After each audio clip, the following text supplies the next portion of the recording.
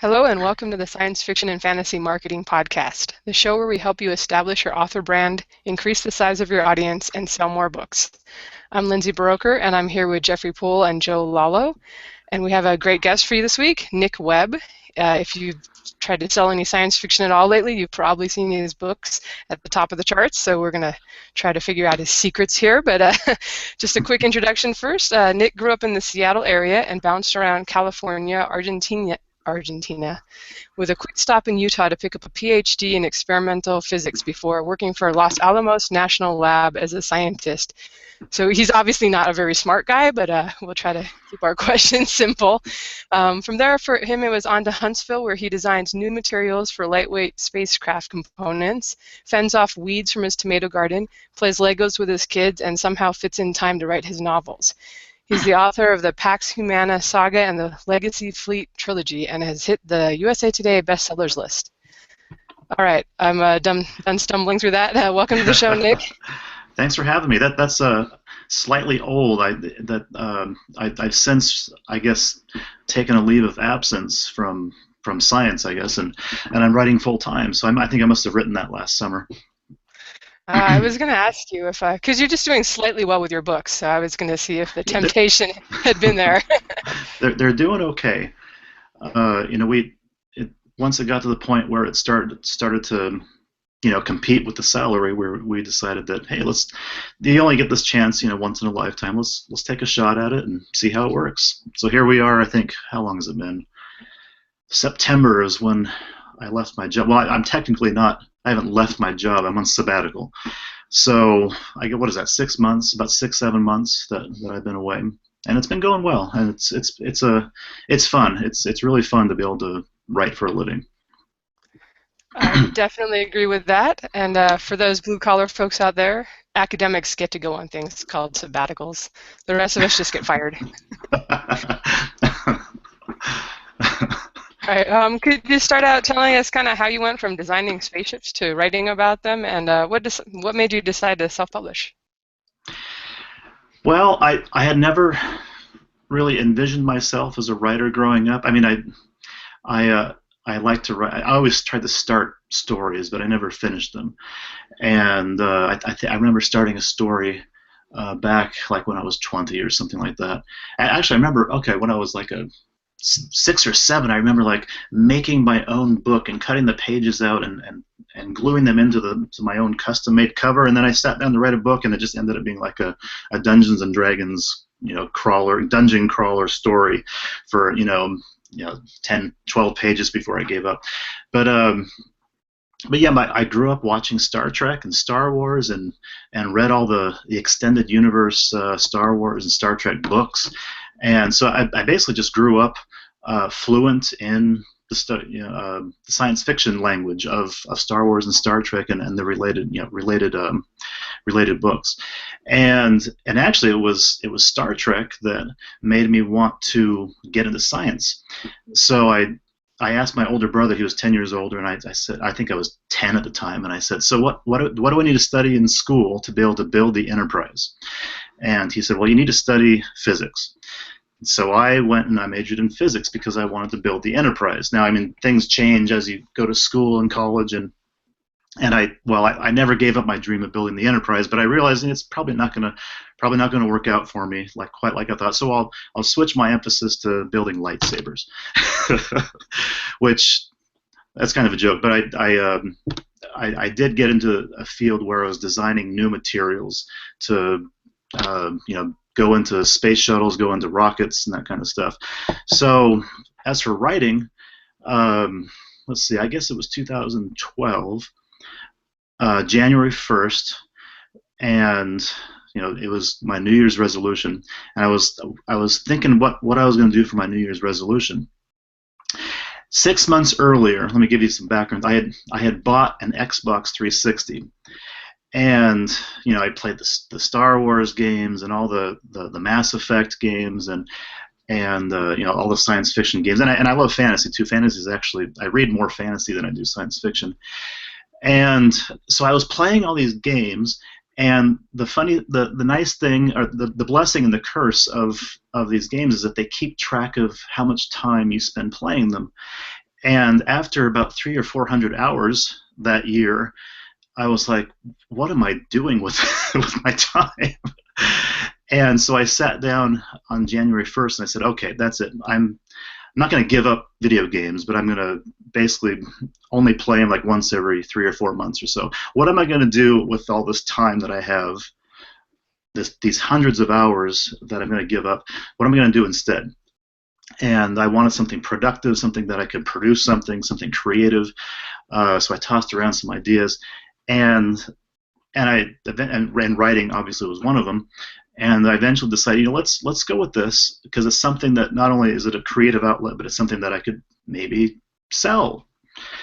And at the time, so this was back in 2012, I Googled a little bit and looked up how do you publish a book, and I saw all the information about querying agents, querying agents, and querying editors, and I didn't want to. I knew that was not for me. I'm kind of a guy that likes to get hands-on and take charge of what I'm doing.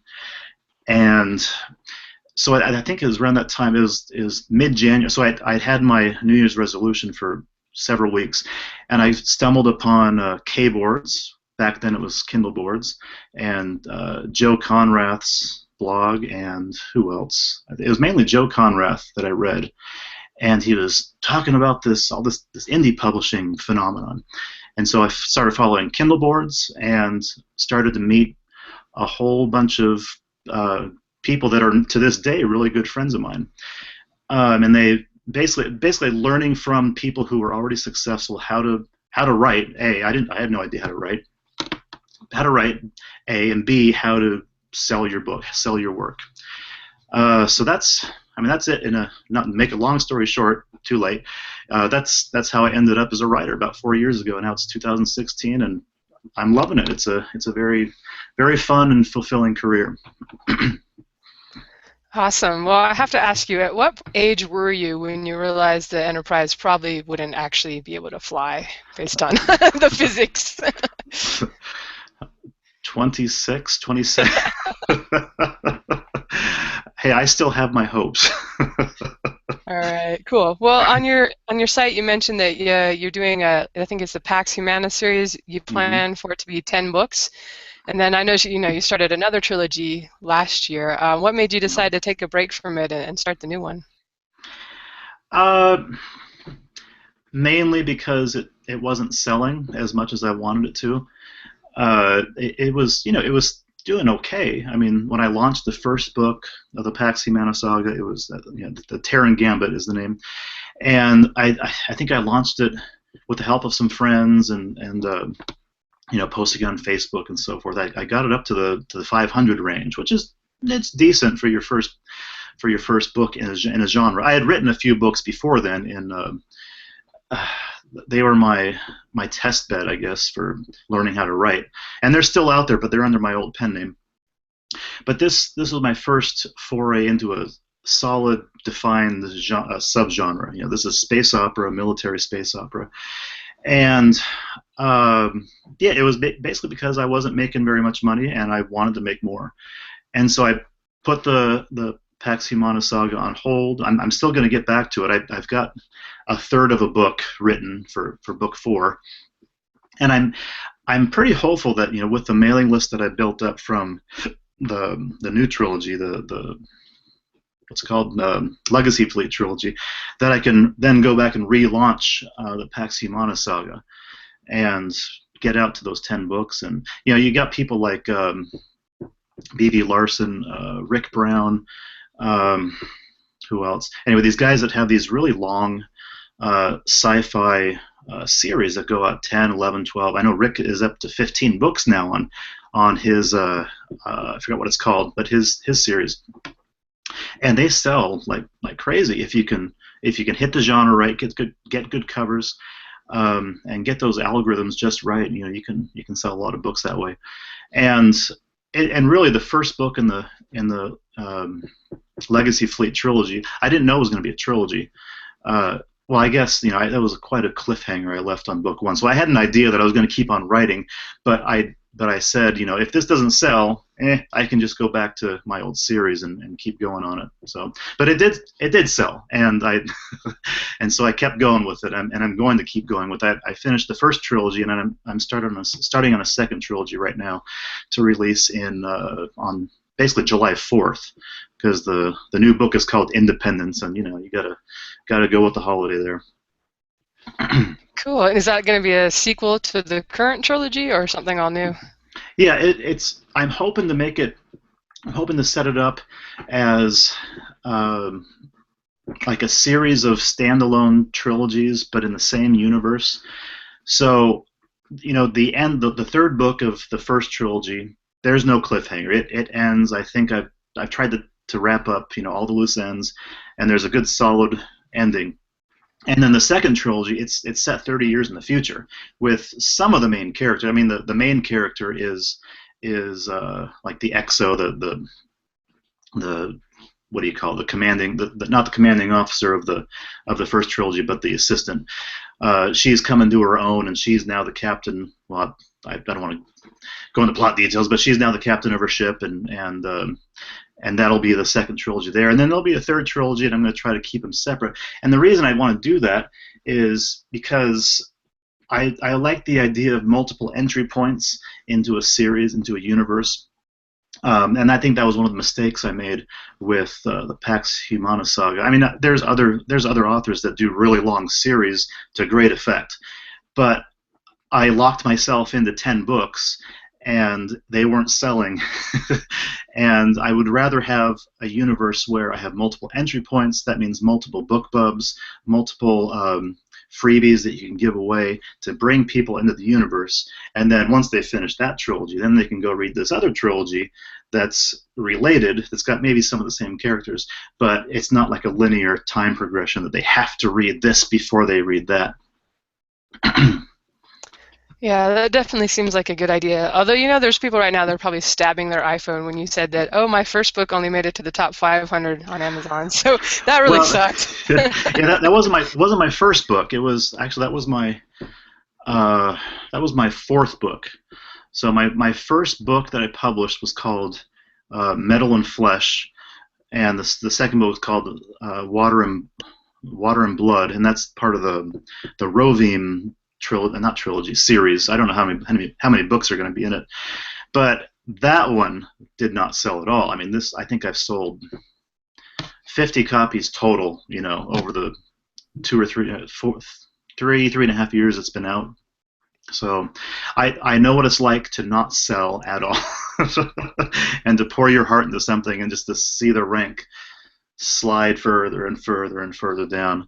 But yeah, the Pax Humana saga, I'd built up enough of a mailing list by then. I think I was up to maybe 50 to 100 people by then, that I was able to just launch it just enough to tickle those algorithms just a little bit, to bump it up to the 500 range, and then it sunk down pretty quickly after that. But it's kind of a game of leveraging your current success for the next big thing you're going to try to do. So those first books that never sold, I managed to rack up 50 to 100 people on the mailing list, and that I tried to leverage that for my next big thing, which was the Pax Humana saga. And then same deal, with that series, I finally built up a mailing list of, I think by the time Constitution launched, I had gotten up to maybe 2,000 or 3,000 people on the mailing list. And I was also at the same time trying to build up, I guess you'd call it non-organic signups, or non-organic subscriptions to your mailing list. So I call people that sign up to your mailing list within a book itself, like click here on the link to read the next book and sign up for the mailing list. That I call that an organic link. And a non-organic, I'm saying like Facebook ads. I'll run a Facebook ad to build up a mailing list, or something like that. And so I was doing stuff like that at the same time, pre-Constitution, with the goal of starting a new series and just launching the crap out of it, and trying to get on the good side of the algorithms, and I think it worked. So that's been my goal ever since, is just build that mailing list as big as I can, so that when I do want to launch something new, I can get thousands of eyes on it all at once. All right, cool. Well, I know everybody's going to be wanting to know more about the marketing stuff, but I know the guys have a couple questions on space opera and introductory stuff before we jump into that, so I'm going to pass you off to them. One of those things is going to happen right now. Okay, yeah. So since the subject is sci-fi, whenever I talk to someone with a technical background who gets into sci-fi, the first thing I want to ask is, how hard is the sci-fi in your book? Not at all. I mean, it's as soft as you can get. Good. Well, I take that back. I try to make my hand waving as believable as possible, but then I don't dwell on it. I don't try to explain everything. I mean, you have faster than light travel. I don't even know if I describe how it works in the most recent trilogy. I think I call it the Q jump drive, the Q jump engine.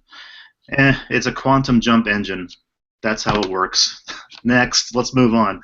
Because I mean, I think readers in this genre, they don't care. They want the story. They want the characters. They want to read a good story. They don't want to get bogged down in the technical details.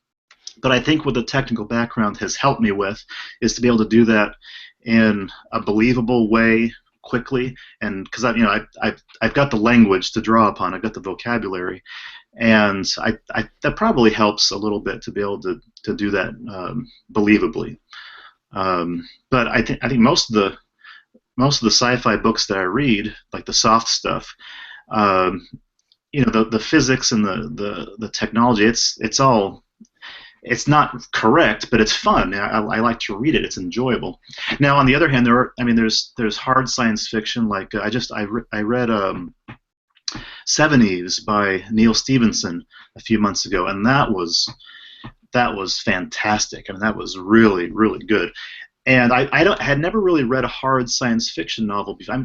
I think I'd read a few, but it's been so long I can't remember.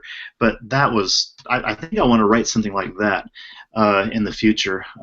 Maybe, I don't know, in a few years. They're not quite as commercial, but man, that was a fun book to read.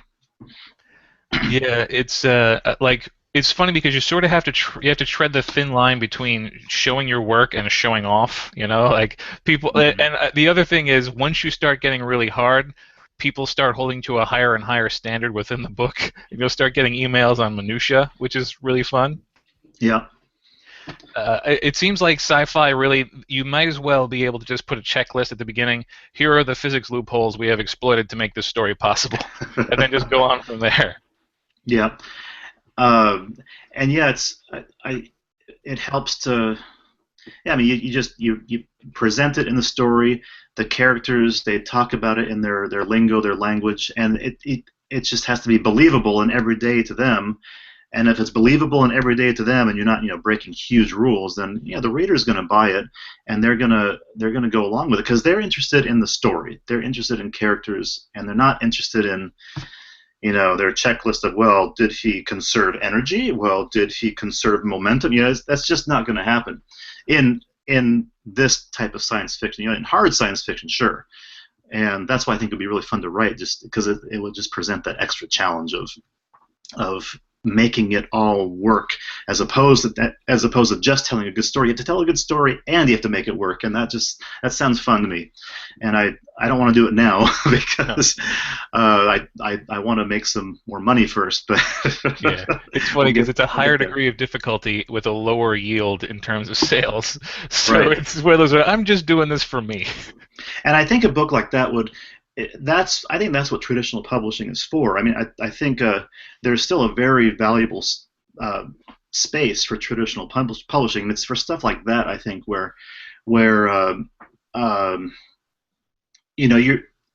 if I were to ever write a book like that, it's going to take me a long time, and that's where like a big advance would come in, and their marketing power would come in, because you can't write a book like that in a month. I mean, you could, but you got to get your science right, and that takes some time. Yeah. So, And plus with traditional publishing, like in order for a book that's sort of that niche to be successful, you have to get the entire niche. You need to know where all of those people are and make sure they're all aware of it. And that's a thing that the traditional publishing marketing can achieve better than an indie marketing can. yeah. Now you mentioned Star Wars and Star Trek, specifically Star Trek being the reason you got into science. There are many instances of science fiction helping to drive the development of technology in real life. Have you included any elements in your stories that are sort of wishful thinking, hoping that maybe this will be a thing someday? Oh boy.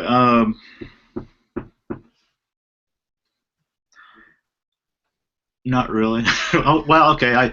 In in the Humana saga, I I made up these. What did I call them? Um, oh, so in that series, I kind of borrowed Isaac Asimov's concept of gravitics.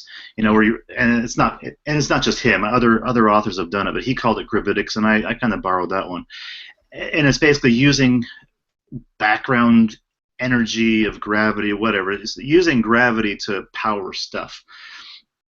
And so I applied it to motorcycles, and I thought, okay, let's make a motorcycle that can never tip over, that can, you know, you can launch it through the air off a ramp, and you can sail through the air, and you're not, and when you land, it'll stabilize you when you land, and so basically you can become like a stunt bike motorcycle rider without the skill. And I haven't read about that anywhere else, but I really want it. Oddly enough, that's the sort of thing that, I mean, not using like gravity or anything, but that's the sort of thing that we've got self-balancing this and that coming out. It's not Yeah, that, outside the realm of possibility. yeah, maybe not that far away. I think in one of my stories, I had wireless power is as ubiquitous as Wi-Fi, so all of your devices are just always charged. I'm like, why can't we do this? Yeah, I was in a physics class. I think I was like a freshman or a sophomore, and my professor brought out this light bulb, and then he brought out this antenna assembly and separated it like across the room, and he turned on the antenna assembly and lit up the light bulb with this wireless power. And at the time, I was thinking, well, what? I mean, why aren't we doing this? And Let's get on that. we've had this technology forever. Why don't we actually use it? And it looks like they finally are, but it's taken them long enough. Yeah, absolutely. I think actually that's all the questions I've got for this part, so I'm going to pass you off to Jeff for just a few more. Okay, so I have a question for you. I've been dying to ask as soon as I found out at the time what you were doing for a living. Because I would say that I've always thought it'd be really cool to design spaceships and whatnot. And I Uh-huh. see that that you were helping NASA build doing just that. And your books are sci-fi and set in space. So I was curious, did NASA know that you were an author, and did they ever caution you about including what you've learned at your job inside your books? Kind of like a non-disclosure agreement with them or something. NASA, no. Well, okay, at my job, so I didn't work directly for NASA. I worked for a defense contractor that did work for NASA. And so I wrote up a proposal, and I got some funding from NASA to do this stuff. And so NASA, they don't care. But my boss knew, and his boss knew. So basically, the vice president of the company knew, and they were fine with it. In fact, he's on my mailing list. I think he reads my books.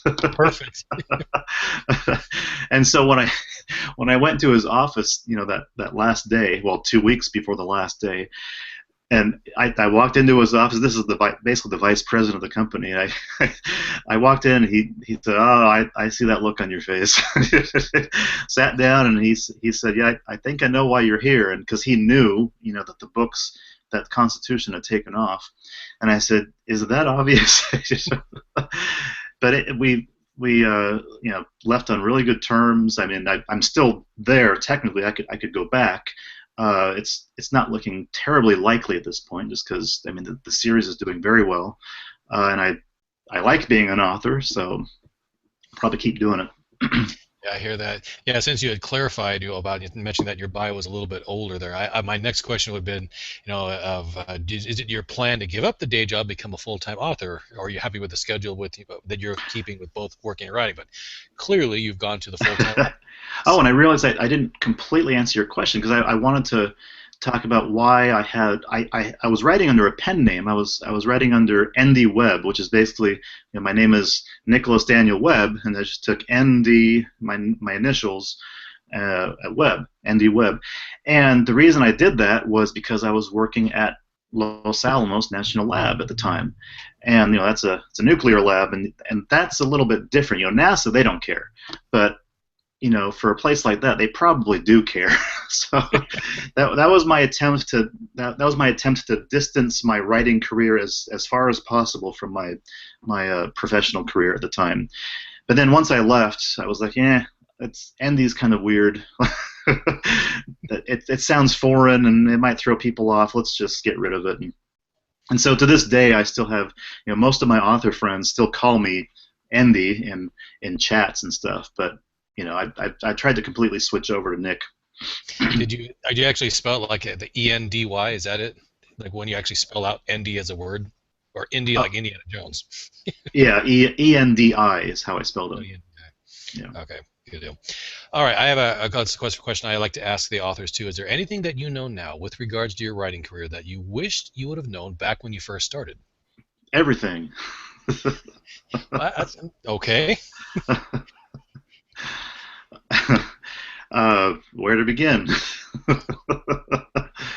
I mean, everything from how to write to how to sell, how to market, how to brand. I mean, everything. I think I can honestly say that I spent more time and effort learning how to do this than I did on my PhD. I mean, it's been That's saying something. Yeah, PhDs are, that's a lot of work, but this has taken, I work every day till midnight. I mean, it's fun work and I love it. And sometimes the work is just coming on Facebook and networking with other authors and sharing tips and tricks and marketing strategies and so half the time I'm on Facebook goofing off, and I'm calling it work. But it actually, it helps because you're sharing notes and you're learning stuff. But yeah, it's a lot of work. And so if the number one, I don't know, the top 3 or 4 things I'd go back and teach myself would be,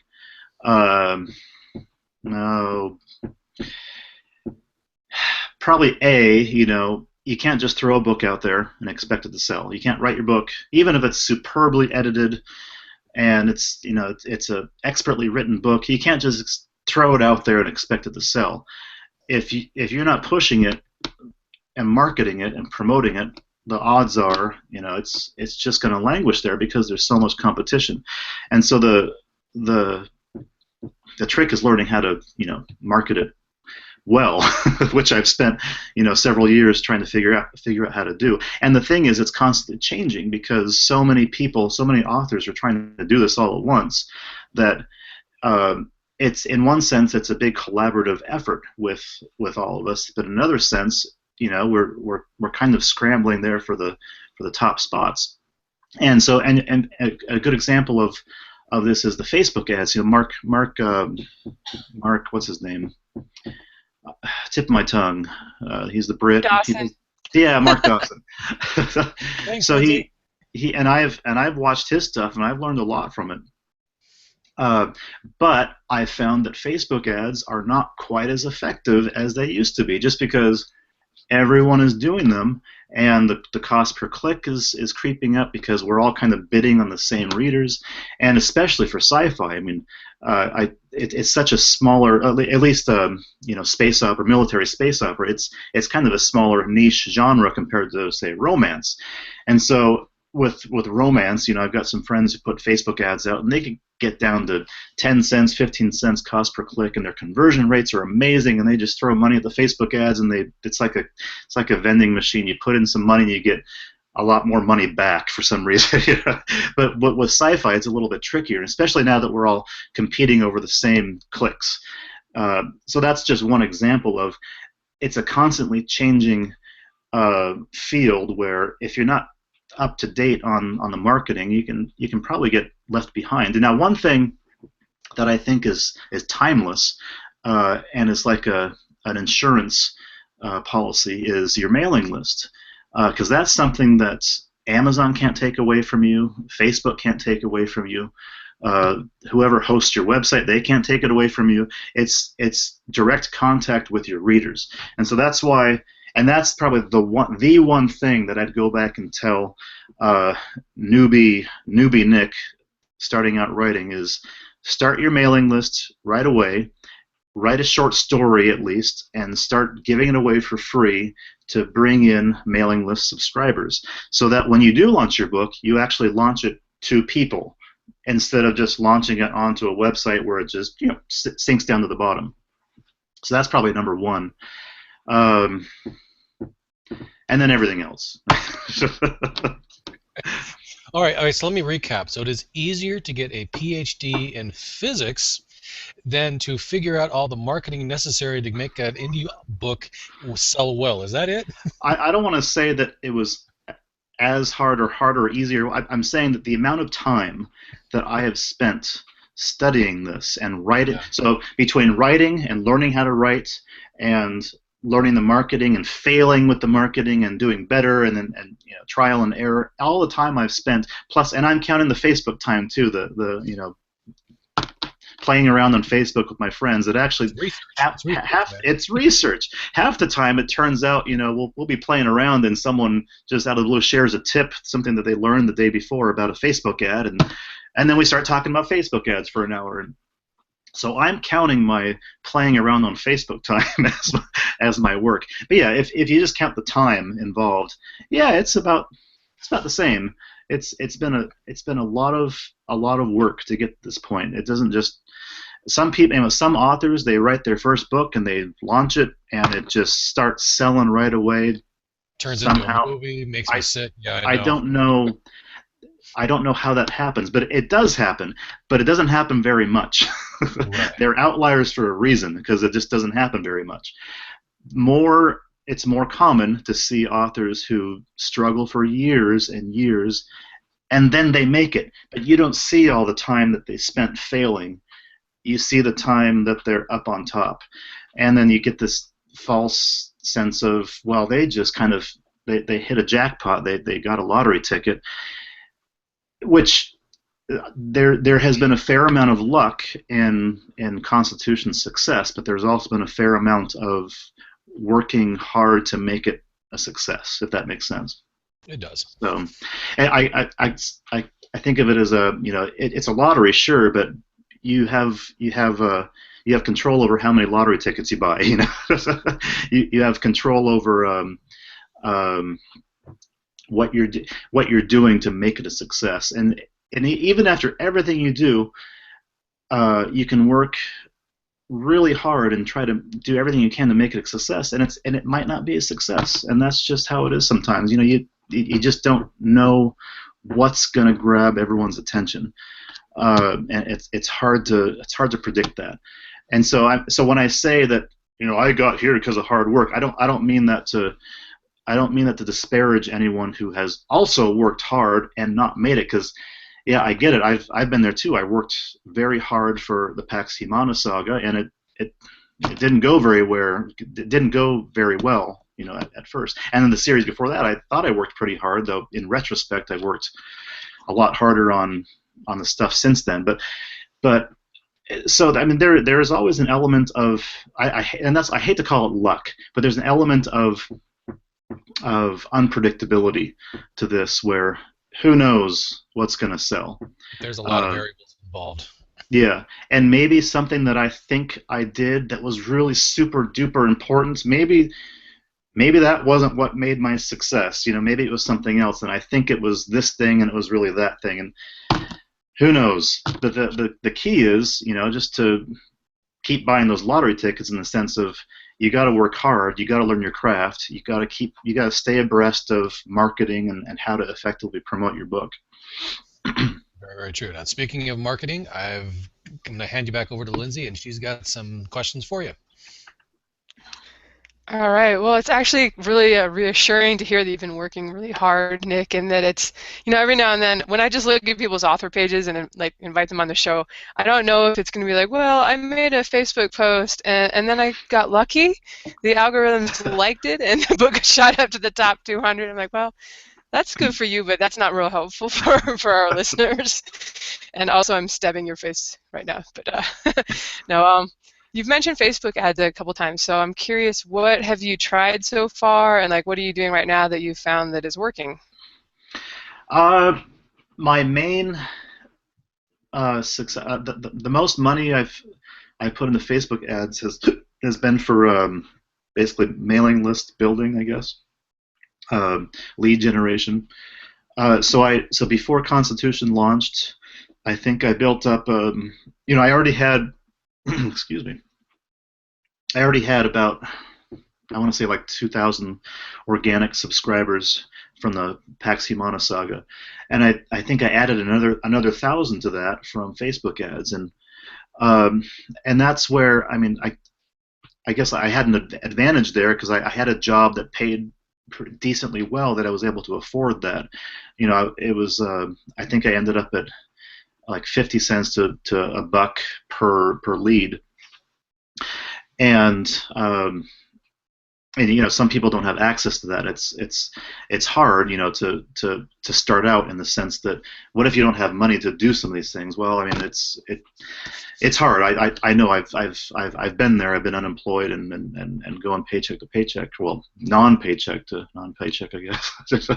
But see, where were we? We're talking about Facebook ads. That's right. So there's the lead generation, and right now I'm doing I'm dabbling with Facebook ads for audio, and it's a little bit trickier because you can't.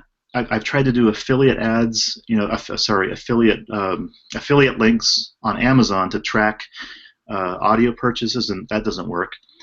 For some reason, they don't track the Audible purchases. So it's harder to track. You kind of have to just track your ACX page, your dashboard there, and see, did I have more sales today than I did yesterday? Well, yes, but did they come from the ads? So it's a little bit tricky with audio ads, but I think I'm seeing an uptick in the purchases. Like I've basically doubled my purchases for the Terran Gambit with audio ads, and I know there's one science fiction author, Mark Cooper. He's another Brit, and he swears by audio Facebook ads for audio, and he's done very well with those. He says. So I'm experimenting with that, and what else? And I have people say Facebook or likes on your page don't matter, and they're next to useless, but I have a very low budget, like a constant Facebook like campaign burning in the background. Like I just set it really low every day to grab those like 10-cent likers, basically. And I only get a few per day, but they add up over time, and so the Facebook page is up to, I think it's up to like 1,100 likes now, and trying to inch that up as the months go along. But as for direct sales, that's like the holy grail that I haven't quite cracked yet, because I don't have any box sets yet. I haven't bundled my stuff yet because the Pax Humana is still 3 books. And I don't want to bundle it into a 3-book bundle and sell that yet. I want to have a book 4 ready to sell. And same with Legacy Fleet Trilogy. So I haven't bundled yet. And Facebook ads work a lot better if you're selling a high-value item like a $6, $7, $8 bundle. It's a lot harder to get a positive return on investment with a $2.99, $3.99 ebook than it is a big $7, $8 bundle. But I do know. I know a few science fiction authors that are doing decent with direct sales on science fiction books. But it's harder in sci-fi to get a positive return on investment with direct sales. Yeah, I've just done a little playing around with Facebook myself, and I always had my, not always, but this last year I had my box sets for my two series at 99 cents, and you can send them directly to your page, but obviously you're going to be losing money if it's only a 99-cent box set. I've been just started playing with it right now. One's $3.99. I'm trying to get another BookBub ad to lower it down to 99 cents. So I've been trying Facebook ads again, and I'm actually breaking even. So Oh yeah. that's what we all want, is to spend $1 and get $1 back. No, Yeah. I got 5 more books in this series, so I figure it's probably gonna Now work in my favor. for a book launch, for launching a new book, I'm willing to go have a negative return on investment because I know that boosting up that book in the ranks early on in that first week of launch is much more important than making back your 30 cents a click, or whatever you're spending per click on that ad. So I'll spend let's see, for Victory, the third book in the Legacy Fleet. I think I only did a few hundred in Facebook ads for direct sales during launch week. But Constitution was more. I spent maybe $500 or $600 on direct sales for Constitution when it launched, and they almost broke it. It might have actually broken even when you consider the affiliate money that you bring in. But that was the only time I really had a single title break even on a Facebook ad was Constitution's launch. Yeah, I definitely agree that it's worth getting those extra sales in the beginning, especially if you're in like a space opera or something where you've kind of written the book is exactly what people want, and if you can get it to stay up there in the top 5 or whatever of your category for the first week or two, then maybe it will stick and stay there for longer. I know Chris Fox was doing some Facebook ads when he launched his new one, and hopefully we'll get him back on to talk about that in the future. But yeah, I'm kind of curious for those who we did have Mark Dawson on last fall sometime, so people can go back and listen to that episode. But just to clarify for those who don't know, when you say you're doing it for lead generation, are you sending them to a page on your site where you give them an ebook if they sign up for your mailing list, or what are you doing there? Yeah, that's about what I do. And I used to host my files on Dropbox. So they click on the ad, it takes them to my website, where there was basically a MailChimp box there, like the direct, it was a direct sign up for MailChimp, and then they go and click on the confirmation link in their email, and then it sends them back to my website where it says, okay, you can click on these links to download the book directly from Dropbox. Except that way you always get people asking you, how do I download my book? I'm 65 years old and I don't have a grandkid near me to teach me how to use my iPad. And so I started using a service called BookFunnel, which it's nothing. It's like $20 a year I think I'm paying $20 a year or maybe $30 a year for you get like 2,500 downloads a month that you can do, and then they handle all the customer service for you. So your fans or your readers are bugging them instead of me for how to actually sideload the book onto their Kindle, and that's been wonderful. Yeah, I actually got to meet Damien from BookFunnel at the Smarter Artist Summit, and he's really funny. So we're going to try to get him as a guest on the show. I've actually started using it too to give away ARCs, and it's definitely nice to have somebody else doing the customer service kind of thing. Because I love the readers, but I don't want to solve their technical problems for them. No, and some of the devices out there I've never even used. So I'm like, sorry, here's a link. Maybe it'll help. Maybe it won't. Yeah. But I'm curious for Facebook ads for audiobooks. I haven't tried that at all yet. Are you able to target people specifically that listen to audiobooks, or how do you know you're getting the right people that are interested in that? Yeah. So if you make a Facebook ad, you'll see that little interest box. You list all their interests, and so I'll list all these science fiction things. And then you can narrow that further. You can do and targeting as well as or targeting. And so you basically target the sci-fi people, uh, and then you narrow that down with people who like audiobooks or audible.com or something like that. And it's the cost per click it's actually decent. It's like 10 to 15 cents per click. The click-through rate is lower just because, well, I don't know why. It's like in the 2.5% range, which I like to be higher than that. I like to be at least 3-4%, but it's my first audio ad, and we'll see how it works. I don't even know if it's working. The sales are a little bit higher, but it's hard to tease out what's actually responsible for it. Is it my ad, or is it that? So I've recently relaunched the Pax Humana trilogy or series under my my new name, and with all new covers. And I put it in KU all at the same time, and that has made the rank and the sales skyrocket. So if they had been hovering around at like rank, I don't know, 50,000 each, those 3 books, and they've since in the 2 weeks they've been in KU with new covers and under my name, they've all gone up to about the 5,000 to 8,000 range. So it's so it's hard to know. Was it KU? Was it the new covers? Was it my name?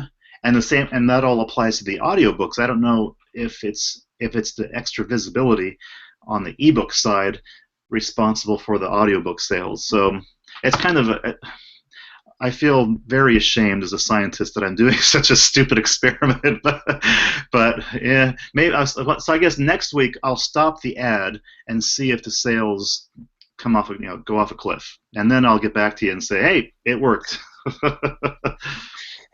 Awesome. Yeah, it's really hard when you can't see. I mean, at least with the affiliate links on the ebooks, you can kind of get an idea. But even though you don't know if someone just grabbed the sample and came back 2 weeks later and bought the book or not. So.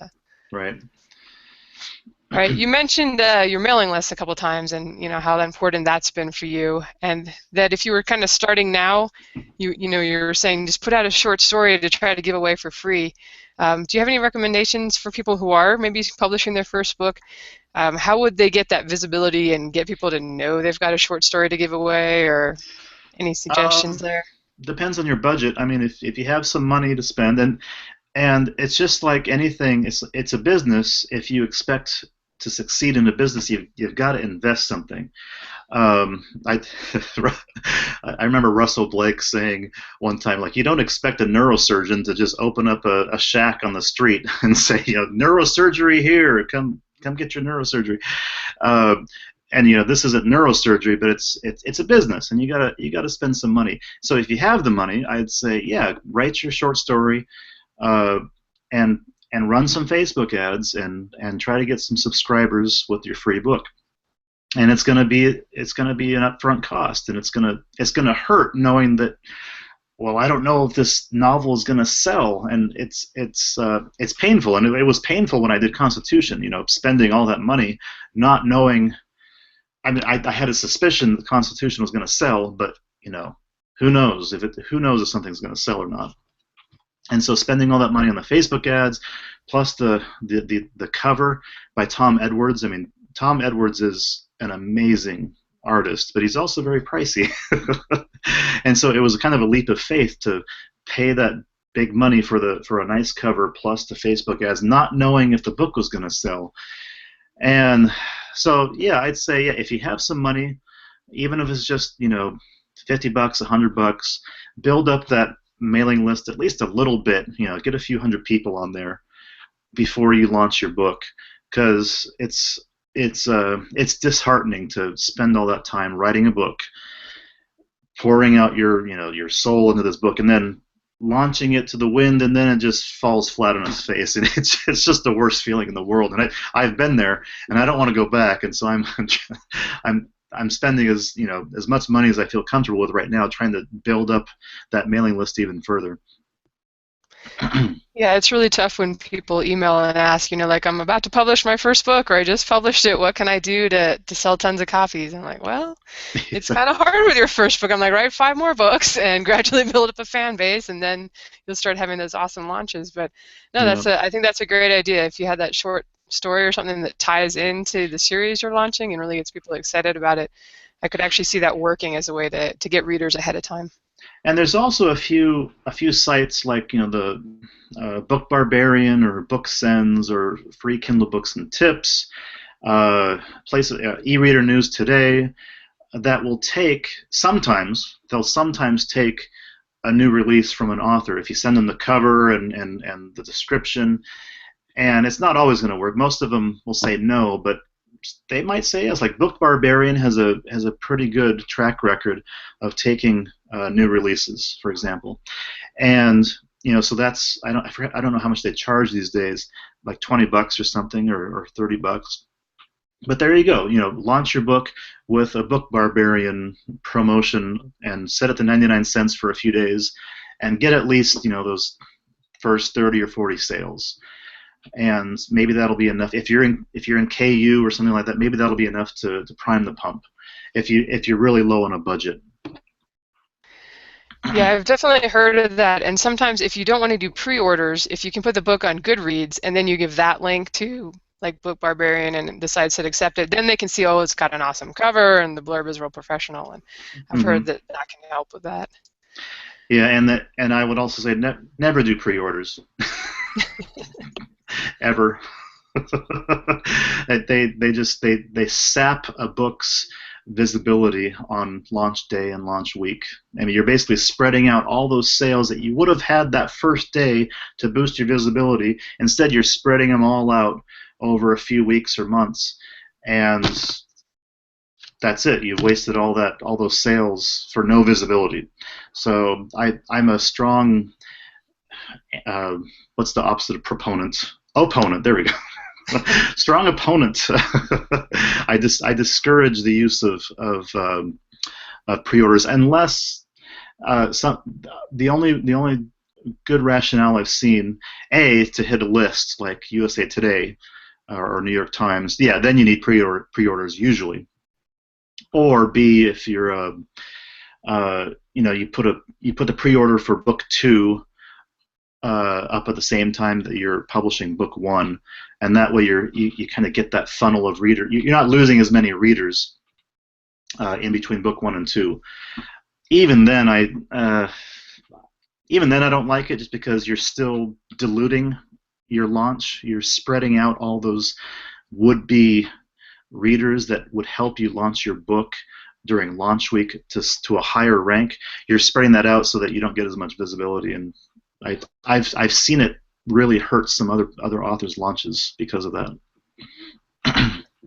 Okay, and you're mostly talking about on Amazon, because I notice you're mostly in Kindle Unlimited now. Yeah, okay. That's completely different for iTunes or iBooks. iBooks, I think, if people don't know, it's opposite, where if you basically all your pre-orders, they lift your rank at the time the pre-order is ordered, and it's like double dipping. You get all those ranks, all those purchases again on launch day. So you get a huge boost on launch day, in addition to the boost that you get during the pre-order phase. So yeah, iBooks. Yeah, I would do pre-orders there, but I'm not on iBooks right now, so I just haven't had to worry about it. Right. I've definitely heard people say that they'll do the pre-orders on all the other stores, but then on Amazon just wait and drop it all at once. Yeah.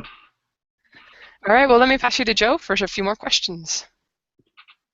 Yep. Speaking of Kindle Select, do you take advantage of any of the perks that you get for being Kindle Select, like countdown deals, free days, Amazon advertising?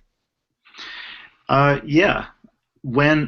So I think the main perk for being in Select, well, I think the first two main perks are the borrows boost your visibility so that people then can see it more and purchase it and borrow it more. It's like a synergistic effect between the sales and the borrows. In some genres are different. Like with sci-fi, I advise everyone to try KU, because it's going to help. In other genres, maybe not. I don't know. I don't have as much experience in those. And the other thing, let's see, we're talking about. Oh yeah. So the other thing is, if you're in KU, you are then eligible for Kindle, or what do you call it?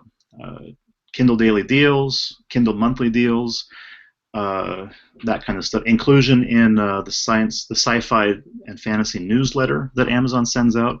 That they sometimes include non-KU books in that, but they have a special section in there just for KU books. And I was just in there this week. So I think that's actually the main benefit to being in KU. Then you have the things that you're talking about, the countdown deals. And yeah, I use those too. There might be a few 3-month periods where I either forget to use them, or I just, or if you get a Kindle Daily deal or a Kindle Monthly deal, then you don't need to use those things either. And actually you can't. If you have a Kindle Monthly deal, you can't set your book for promotion for like 30 days after that. So yeah, I do. To answer your question. That's good to know. Like, KU is getting very hard for me to resist. I like to stay wide, and they're stacking up the reasons to go into KU. Yeah, my philosophy on KU, I know authors that just hate it on a philosophical basis, and I understand that.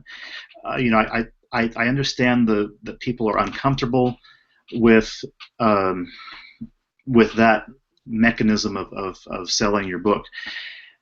That aside, KU this is what I call KU the second largest bookstore in the world that helps you gain visibility in the first largest bookstore in the world.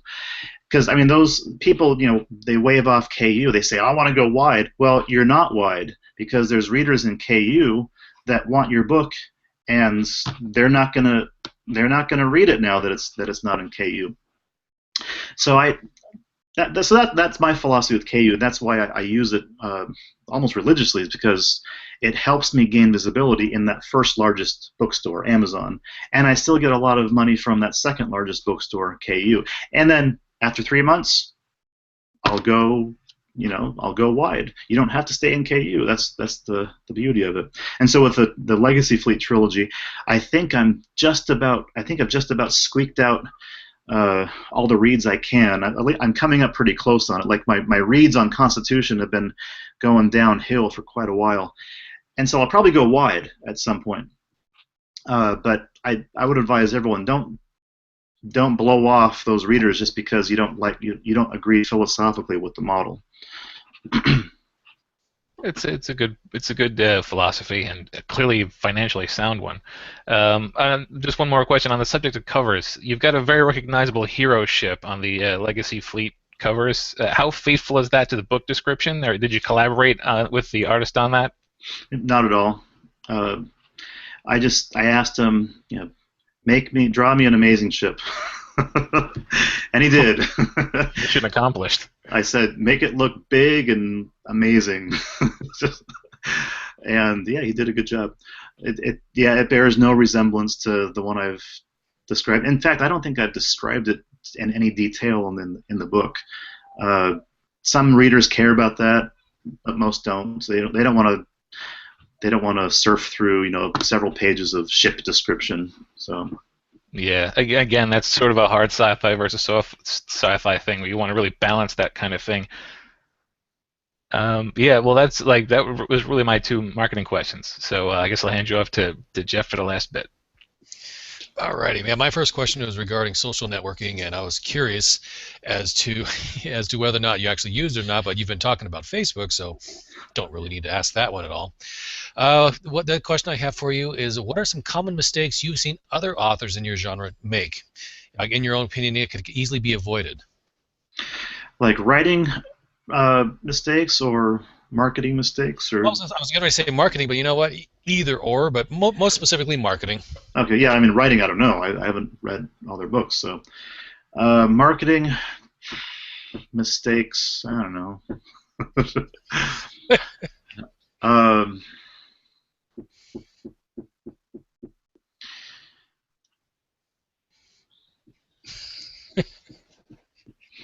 I think about this. I pay attention to other launches. I really do. I pay attention to how other authors are launching their books, and I look for their mistakes. I'm just not thinking of any right now. I'd say, I mean, just going back to what I said, expecting to launch without expecting to have a good launch without actually doing anything. I've seen authors make that mistake time and again, and then they'll launch and they'll be all disappointed that their book didn't sell, and then some of them have emailed me saying, well, what did you do? You know, how did you get your books to sell? And you got to market them. You got to pull some weight and not just expect Amazon to do all the work for you. Now, once you get those algorithms going, there's actually very little you have to do if Amazon if the algorithms are swinging in your favor. I mean, once I launch a book and I do everything that I do for the book launch, then there's nothing else I do after that for months. I just let it sit. And I might boost it a little bit with a Facebook ad occasionally, and if I can get a BookBub, I'll do a BookBub. But I don't bother with all the other little sites because Amazon is they're the best marketer on earth. I'll let Amazon do my marketing for me, but you got to convince Amazon to do the marketing for you, and that's where a good launch comes in. And so that's the number one. It's kind of a broad mistake. There's not really one little thing they're doing wrong, but just as a broad mistake is not doing everything within your power to make your launch as good as it can be. I was saying that actually segued right into my very last question, which is, can you give us a rundown of what you typically do when you release a new title? Mailing lists. That's like 99% of it. And then maybe some Facebook ads. What else? Do you start the Facebook ads right at the moment it's released, or do you go maybe a week or two prior to the title being released, or how soon before you start actively doing something? I'll actually spread it out a little bit. So I won't do everything all on the first day, because as we've learned from BookBub, if all of your sales happen on one day, then Amazon, I don't think they like that very much. And so BookBub used to give a huge boost, and it still has a huge boost, but it used to have a longer tail than it does now. So you'd have a BookBub, and you get tons of sales for a week or 2 weeks afterwards, and that's not as common now. You get your big boost, and then it drops down almost to background levels, maybe a little bit higher, and so there might be something going on with the algorithms that suppress that within Amazon, and so and I'm not sure if it's targeted just to like BookBub's affiliate tag or just in general. So, but I don't know, and so just to play safe, I try to spread out my promotion, my launch week promotions over, I don't know, 3, 4, 5 days.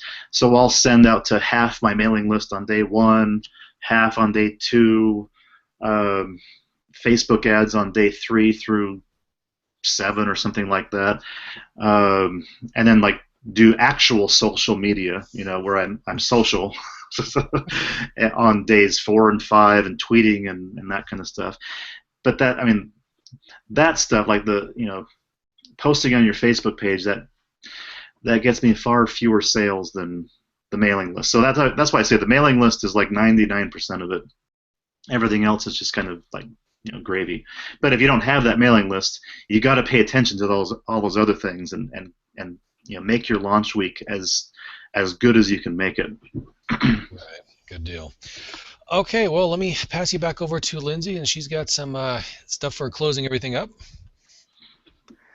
All right, cool. Yeah, I've heard the same thing from everybody, that if you can stagger it on your new release, just to not launch it all in the same day, but try to spread it out over the week. That might help you with sticking. And I don't know that that's gospel. Like I see authors that don't do that they just mail it all at once, and they do fine. So who's to say? But I just do it as a just in case kind of thing,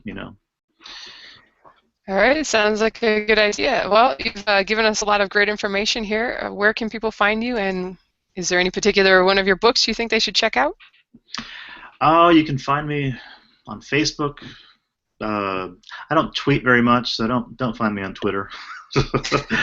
Website, I think you're probably going to post a link to my website on your guys' posts. And I guess if you want read a space opera, go check out Constitution. I mean, it's been doing well. It's still doing well.